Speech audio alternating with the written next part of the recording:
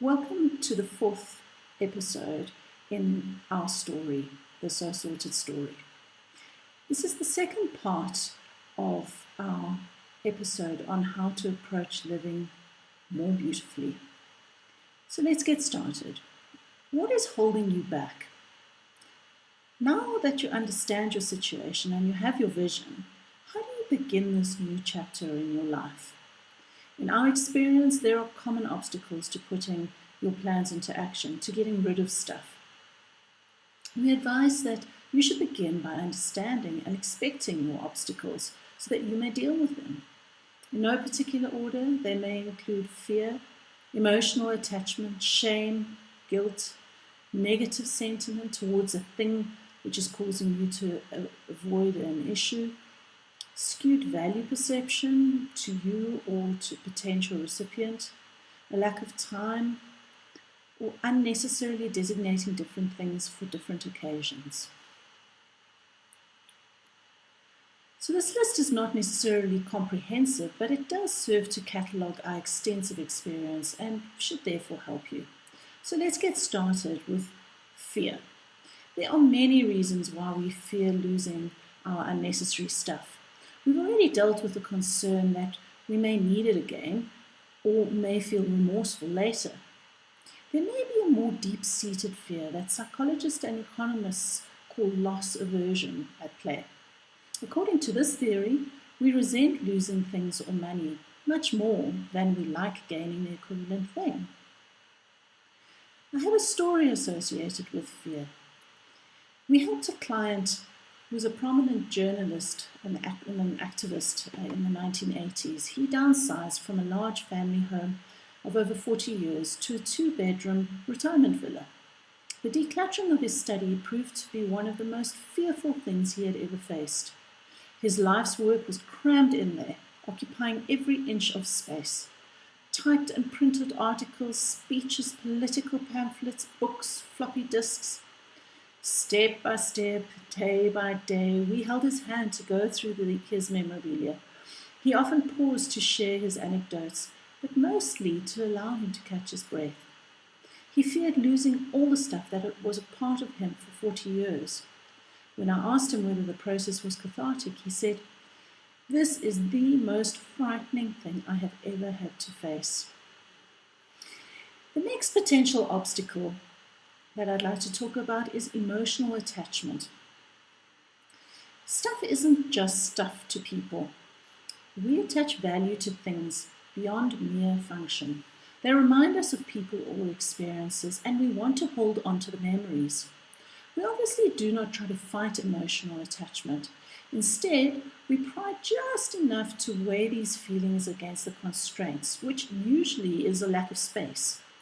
This hand-holding allows us to suggest practical solutions that often work for other clients. For example, memories can be recorded and digitized.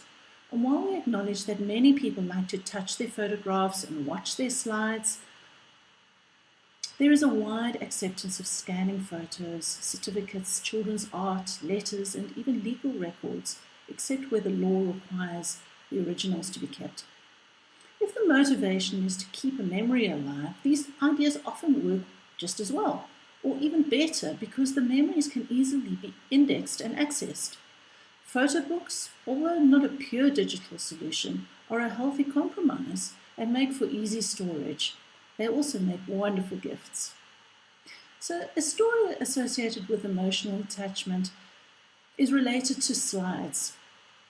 In cleaning deceased estates, we often come across boxes of slides, unlabeled and unindexed, but they all hold precious memories.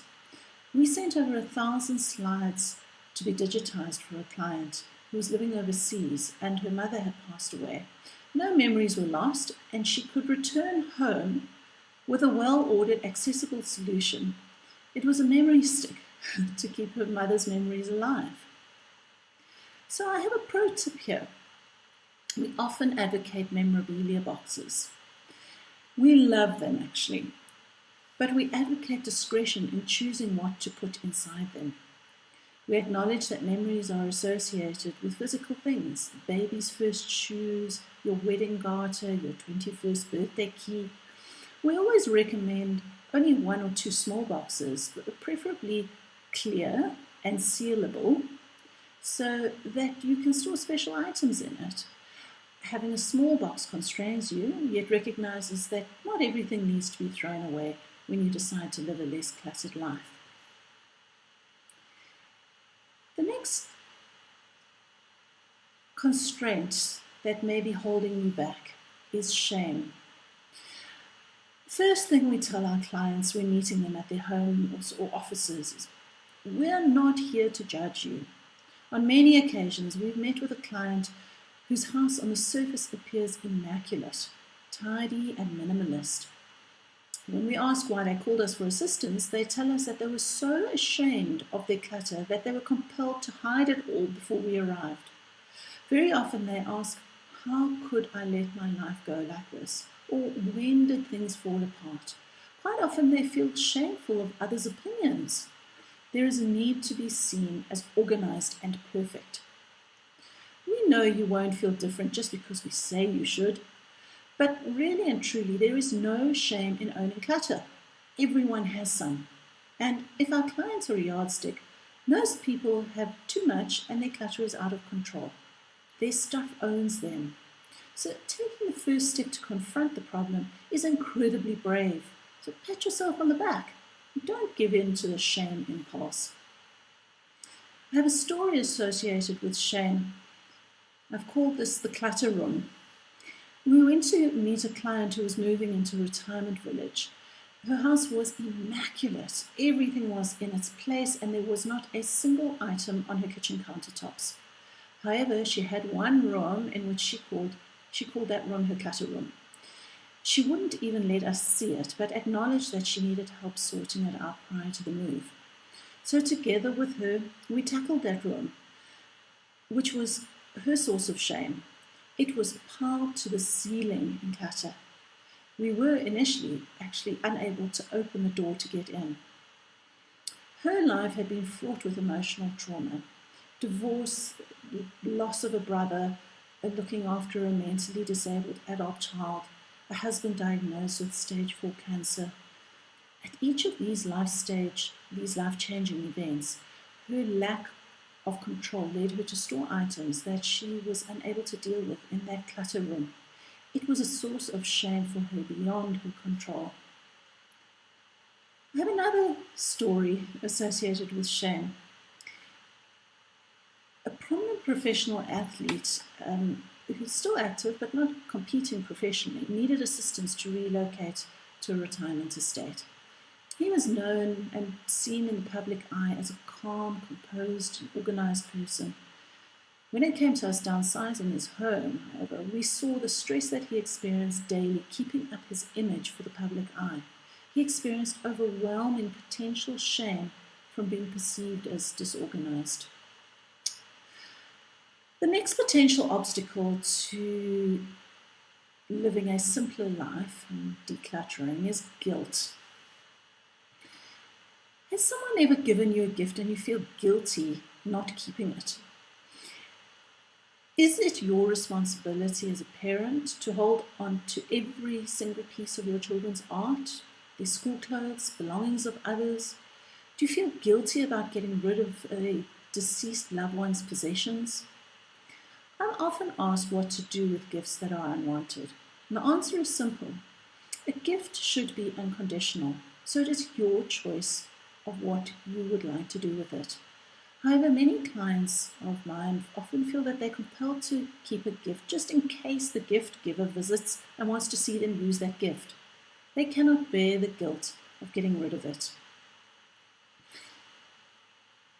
I have a story related to guilt, and I've called this Clothes Maketh the Man. One of the most difficult things for our clients is to get rid of clothes belonging to a deceased loved one, particularly if the loved one has passed on recently. The clothes are a reminder of that loved one, engaging the senses of smell, sight, and touch. But our clients tell us that they actually feel guilty, that getting rid of clothes symbolizes throwing away the precious memory of that person. We advocate keeping a few items and slowly and in time, when our clients are ready, to get rid of those items. I have another story associated with guilt, and I've called this one the guilt-tripping the kind-hearted restaurateur. I have a restaurateur friend who has the quirkiest collection of dog memorabilia, as well as beautiful antique furniture in his country restaurant. We are constantly engaged in debate whether his collections constitute clutter or collections. Outprodding him in discussion, we learned that most of his memorabilia and his furniture are gifts from friends and acquaintances who know and expect that he will keep and display them in the restaurant. He'd like to get rid of some of that, but he would feel too guilty. He can't even face offering to give these gifts back to the givers. These are complex emotional ties that bind, and we don't have simple answers. He will only cut the Gordian knot if ever forced to do so. For instance, when he closes his shop or he sells his restaurant. The next potential obstacle to living a simpler life is negative sentiment, which is invested in a thing. Often our clients don't want to get rid of stuff because they don't want to engage with specific items at all and prefer to avoid the associated memories. Here, our stories attest to cathartic experiences that tend to win the day, and we therefore recommend gentle confrontation to close a chapter and to move on, assuming you're ready. I have a story which I've called weightlifting. One of our clients had an emotional collapse when she finally confronted a contract that we found amongst her ex-husband's clutter. It was a defunct agreement with the business partner. This piece of paper represented for her the collapse of her marriage, and with it the loss of her happiness. Her husband had an affair with the said business partner and divorced our client. When she confronted that piece of paper and destroyed it, she grieved, and then it lifted a weight off her shoulders. The next obstacle to living a simpler life is the perceived versus real value in the eyes of the giver and the intended recipient. Almost all of our older clients with children or close family ties imagine that stuff that they don't use will be valuable to the chosen recipients. And when we speak to these people, they inevitably say they don't want these things.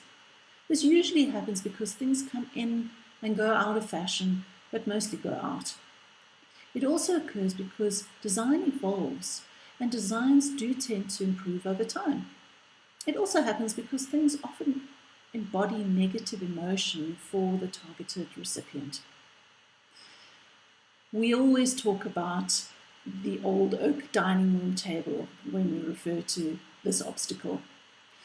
One of the most common items I'm asked to sell on behalf of my clients is the typical 1980s oak dining room table and chair set. There's a perception that the set should have escalated in value. Similarly, large items of dark contemporary wood furniture are also expected to reach high selling prices. In reality, these items are no longer fashionable. The same goes for antiques in many cases, very sadly. Periods go in and out of fashion, and I always counter my clients' expectations with the question, have you had value out of the oak table over the years? And the answer is inevitably yes. That, together with the memories, should be enough. So I have a pro tip here. Get rid of items. Easy items to dispose of before they become your heirs' problems. And they include fine bone china, those dinner services that can't go in the dishwasher. Small cut glass crystal glasses for exactly the same reason, and they're just simply out of fashion. Large Persian rugs that are too large for modern smaller homes. Porcelain figurines, wall plates, silverware, EPNS. They're all out of fashion. They're difficult to keep clean and polished, and for the most part, have no collectible value. Supply and demand, being the strong forces that they are our clients almost always overestimate the commercial value of their stuff. Naturally, we do generalize. Sometimes we do find gems, collectibles that have stood the test of time. And this is one of the reasons why we advocate using experts who are likely to find and identify the gems, like ourselves. It is why we suggest that purges should be consultative, including experts and loved ones. Your children may have their own sentimental attachment to your stuff, and they may even have the space to keep it in. I have a wonderful story associated with this. I call it the wine collection. We were assisting a client to relocate to a retirement home several hundred kilometers away. And they had a small but well-stocked wine cellar in their original home, but they didn't have space for wine in their new home. They therefore had to sell the collection before moving. So someone had offered them 10,000 Rand for the wine collection, and after careful analysis, we offered to auction the wine for them with a guarantee of at least 10,000 Rand. It turned out that there were over 2,500 bottles of wine there, some with a fair amount of seepage, but all the bottles were actually in very good condition. We achieved over 350,000 Rand for that wine collection. It was amazing. The next factor that may be holding you back is one that many people have spoken to me about. They simply do not have the time. Many of us work full-time, and our weekends and evenings are precious to us. No one wants to declutter their garages then. A lot of people who consult us therefore want us to do the job for them without their involvement. If you have been listening or reading with attention up to now, you'll know that this approach is not ideal, and it's actually not even possible. You have to be able to make many decisions to kick this ball over the fence. However, a facilitated approach, holding the client's hand, can save a lot of time and can also assist with the emotions. So if you can't afford professional organizers, then you need to weigh up the time commitment against the stress that we assume exists. We offer two potential solutions here. Firstly, tackle the clutter slowly and iteratively. For instance, start by starting to live differently and clearing out bit by bit as you engage with the stuff that you don't need. There are loads of tips here, so follow that advice. As an overall approach though, tackle the urgent and important stuff first, that which causes the most stress and has least value in your life. Go for quick wins because it creates that momentum that you need to keep up a clutter-free lifestyle. We call this unpacking your suitcase of stress. This approach often leads to the motivation and confidence to make a wholesale change in your life, to purge or to spring clean. The second approach that we advocate here is begin close to home. Get your roomies to help organize, but also share your unwanted stuff liberally with those people that you regularly interact with. This generous mindset is an excellent habit to cultivate, if you can afford it, because it serves to create and build momentum towards living clutter-free. The next thing that could be holding you back is the topic of two of everything every day and for special occasions.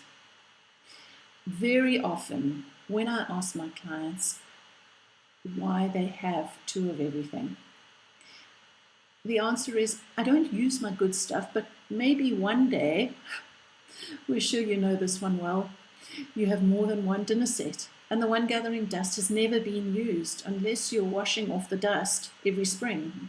Talk about stuff owning you. Just stop kidding yourself. Just use your stuff or not. Just stop kidding yourself about it. Our motto really, and I say it time and time again, is wear the party dress and use your Narataki. The story associated with this topic is one that I call collections of unremarkable stuff. We've come across the most fascinating things that are kept in multiples, duplicates or more. Much hilarity ensues when we ask our clients, the clients that have a sense of humor about it, why they're keeping these extras. Sometimes they simply have no idea why.